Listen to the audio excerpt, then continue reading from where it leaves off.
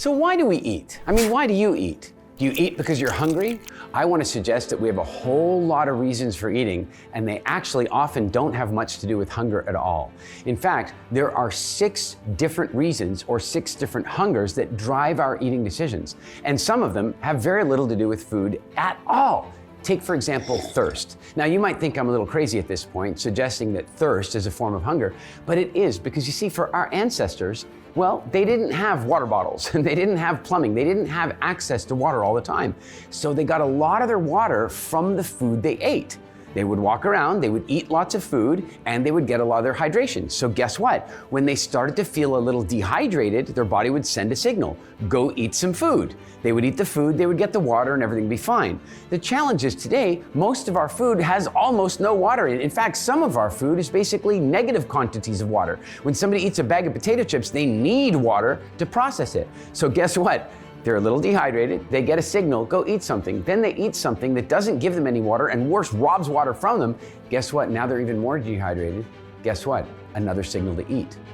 What to do about that? Well, drink water and eat water-rich foods to prevent yourself getting thirsty in the first place. You'd be surprised how much that can reduce your cravings. The second form of hunger does have to do with food. It's nutritional hunger, right? It's where you're empty of some nutrients. You're missing some vitamins, minerals, some fats, some proteins. You're missing those things, and so your body sends out a message. But here's the thing. Because our ancestors lived with Mother Nature and not grocery stores and Uber Eats, they couldn't simply go out and pick up something that they wanted. What they had to do instead was eat what was available. So when you feel nutritional hunger, at best, your body sends you out for something sweet or something salty or something fatty. But if you're having a hunger that's like for a specific brand, that's not nutritional hunger. That's another hunger that we'll talk about soon. What do you do about nutritional hunger? This is one of the greatest life hacks in the world, and that is you eat nutritionally dense food before you eat the other kinds of food. So that means that you eat really good quality food and you neutralize hunger before you get hungry. And therefore, you don't feel as much hunger. The third kind of hunger, variety. Now, this is a fascinating thing. In our experience of the world these days, have you ever had this experience where you talk to a friend and go, hey, let's go get some sushi, and your friend goes, oh no, I had sushi on Tuesday. Oh yeah, and then you go, well, we could go for Italian. Oh, but I had Italian on Sunday. Like, we want variety on a daily basis. No, in fact, we want variety on our plate. We want to go to a buffet and have a little bit of everything. We want so much variety. But where does that come from? It comes from a very smart instinct that humans have, and this is the way it worked. Bear in mind that our ancestors lived in Mother Nature for the vast majority of our history, and that meant that the foods that were available were the ones that were out there, seasonally available. And so if you were eating one plant, for example, because it was available, and you're eating too much of it, you might be getting too much of what that plant delivers, but not enough of other things. And so your body would generate a desire for variety, to make sure that you ate a variety of different things to get all of your vitamins, minerals, proteins, and fats solved. So what we get now is way too much variety. And here's one thing you can do about it. When you start feeling a need for new variety in terms of your food, you can recognize that variety is an emotional need.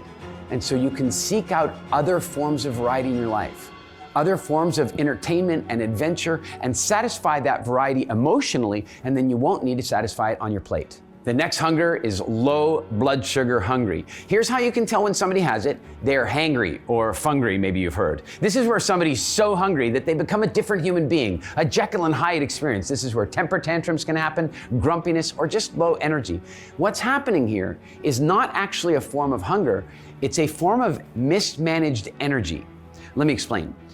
Your body can burn fat, it can burn protein, and it can burn sugar. When it burns sugar or carbohydrate foods, you can feel really, really good, but then when it's all gone, you can feel really, really bad. And so in that moment, what can happen is that you feel a crash. Maybe you've called it a sugar crash. And in that moment, you're experiencing very low blood sugar. And so your body sends out an emergency signal. And often that emergency signal is for, guess what? More sugar, because that's what you're burning. Next thing you know, you're having a craving for a chocolate bar or a candy or a donut, or maybe if you're really lucky, a carrot. But the point is you're craving a carbohydrate because you have crashed your blood sugar. What you can do about this is, first of all, make sure that you have a healthy relationship with carbohydrate foods, that they're not something that you necessarily are eating every single day. And the other one is undertake gentle, cardiovascular movement. It's a truly amazing thing that if you're feeling a little bit of low blood sugar hunger, all you need to do sometimes is go outside, go for a 20-minute brisk walk. Your body will start burning fat and release internal energy, and then you won't have low blood sugar anymore, and then you won't have to eat garbage. The next kind of hunger is also not an actual form of hunger at all. It's called empty stomach hunger. I know you're probably thinking, well, yeah, but Eric, if my stomach is empty, I must be hungry. No, not the case at all. You could have all the vitamins, you could have all the minerals, you could have all the fats, all the proteins, you could be very well nourished, you could be super hydrated, and your stomach could be empty, and that would be a good thing. The challenge is that in our world today, because we've bought into the 3 meals a day lie, and we've bought into way more food than we really need to eat, is that we've stretched out our stomachs. Do you know that your stomach is normally about the size of your fist? But when you eat a large meal, your stomach can stretch. The trouble is we eat so many large meals that our stomachs keep stretching and they stay big. And then what happens is when the stomach is empty and stretched like that, it feels bad. It doesn't feel very nice. Now, add one more problem, and that is the vast majority of people living in the developed world today are overfed energy, sugar, and underfed nutrients, which means they're starving just a little bit. They're a little low on vitamin C, they're a little low on vitamin D, they're a little low on these minerals and these fats and so forth. So they are actually hungry. Now you combine that slightly starving feeling with an empty stomach, and it starts to feel like a very powerful hunger. The truth is that your stomach being empty is actually really healthy. It's a good thing. That's when your body can do repair work. It can do cleansing work. And so I want to suggest to you that one of the best things you can do is actually plan for a day to let yourself get hungry. Go on a small fast and feel how your stomach feels when it's empty. Drink some water, notice how it feels when it fills up, and then again when it's empty. And you'll begin to realize an empty stomach is actually a nice cleansing experience as long as you're eating well the rest of the time. What's the best cure for loneliness? Chocolate. What's the best cure for the end of a rough day? A glass of wine. What's the best cure for feeling a little bit sad and a little depressed? A bowl of ice cream? Now, I know that you know, that I know, that we all know that those are not cures for those emotional states at all. And yet, guess what? We do it all the time. We eat food for emotional reasons. Have you ever done it? I certainly have. Emotional hunger is not a form of nutritional hunger at all. It has nothing to do with food. It has to do with an emotional pain that somebody's having or an emotional celebration that somebody's having, and then they've learned to link that up to some food. Let me give you an example. Imagine that you were playing on a sports team and your sports team lost the big championship, and everybody's quiet in the back of the van heading home after the tournament, and they're all sad. Maybe a few people even have tears, and the coach feels so bad for the kids that the coach wants them to feel better. And so the coach takes them for, let's go for pizza and soft drinks and ice cream. And so they go and have that. Now what's crazy? Those kids have learned something, that pizza, soft drinks, ice cream is like anesthetic. It helps them feel better when they're feeling sad. And so for the rest of their lives, if they've had a bad day, they'll lean toward, say in this example, pizza, soft drinks, and ice cream. Wait, what about the other version? What about the team that won? That team won, they're in the car, they're celebrating, they're singing songs, it's amazing. And the coach wants to celebrate with them. They go to a different pizza place. They have pizza, soft drinks, and ice cream too. But what they've learned is that they have to celebrate with those things.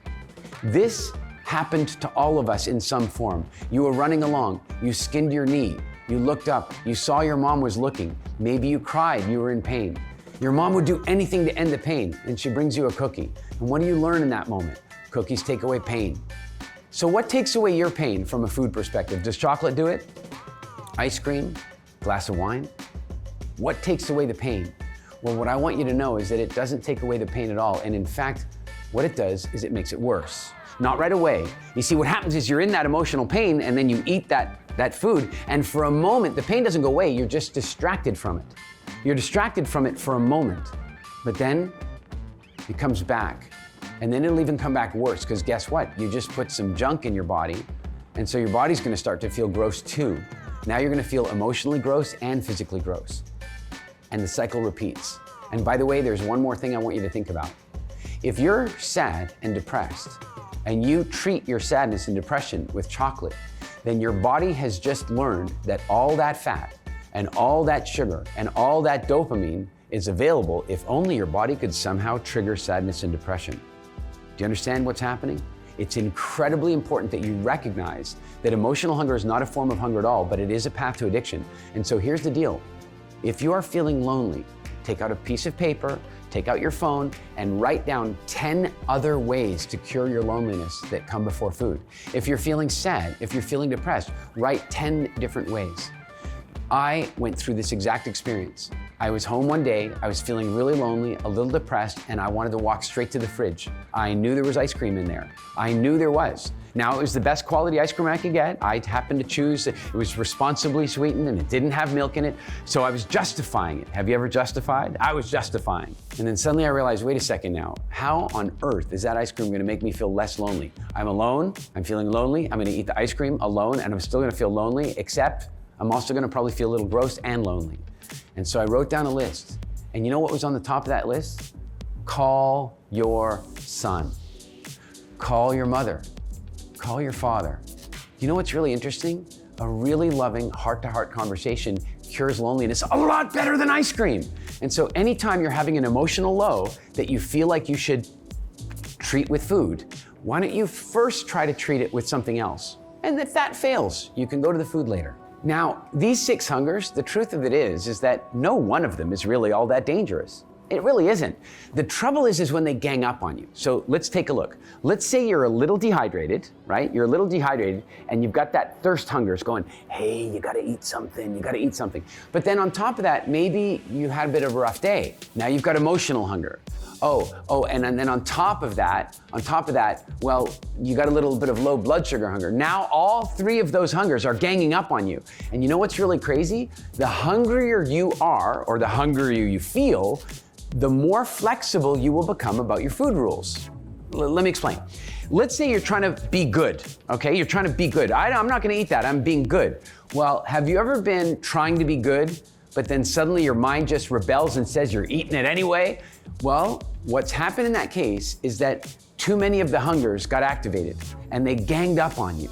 So one of the very best things that you can do is seek out to neutralize each of the hungers. So in the case of thirst, drink to prevent thirst instead of quenching it. Eat nourishing food to prevent nutritional hunger instead of nourishing it.